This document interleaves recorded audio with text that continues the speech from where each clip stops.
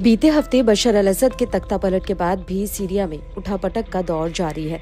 पड़ोसी देश इजराइल लगातार सीरिया पर भीषण बमबारी और हवाई हमले कर अपनी घुसपैठ बढ़ा रहा है। इजराइल ने सीरिया के उस इलाके में कब्जा जमाया है जहां से वह बहुत आसानी से सीरिया के अंदर हमला कर रहा है। माउंट हरमन की चोटी पर इजरायली सैनिक तैनात हैं जो इलाके में सबसे ऊंचाई पर हैं।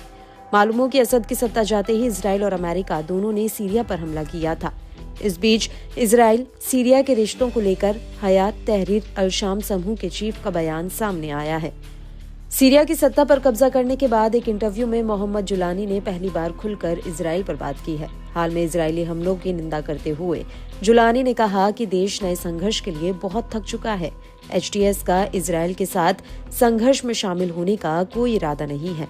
इजराइल के पास सीरिया में अपने हमले और दखल देने का अब कोई बहाना नहीं बचा है। ईरान के जाने के बाद सीरिया में किसी भी विदेशी हस्तक्षेप का कोई दावा नहीं रह गया है। जुलानी ने चेतावनी भी दी, अगर इजराइल अपनी सैन्य गतिविधियों को आगे बढ़ाता है तो उसे इसका नतीजा भुगतने के लिए तैयार भी रहना चाहिए। जुलानी ने आगे कहा कि उनका सबसे पहला काम सीरिया में पुनर्निर्माण और स्थिरता लाना है, न कि सीरिया का ऐसे संघर्षों में घसीटना जो और अधिक विनाश का कारण बन सके। जुलानी ने अंतर्राष्ट्रीय समुदाय से हस्तक्षेप करने और सीरियाई संप्रभुता का सम्मान करने और तनाव को बढ़ने से रोकने की जिम्मेदारी लेने का आह्वान किया है, लेकिन उन्होंने इस बात पर जोर दिया कि भविष्य में कोई दुश्मनी नहीं होगी। हम सीरिया में ईरानी उपस्थिति को खत्म करने में सक्षम थे, लेकिन हम ईरानी लोगों को लेकर दुश्मनी नहीं रखते हैं। हमारी समस्या उन नीतियों से थी जिन्होंने हमारे देश को नुकसान पहुंचाया है। बता दें कि इजराइल ने तख्तापलट के दौरान संभावित खतरों से निपटने के लिए सीरिया में बड़ा अभियान चलाया। इजरायली सेना ने सीरिया के कई संवेदनशील साइट, हथियार डिपो और केमिकल वेपन के अड्डों को बम से उड़ाया था।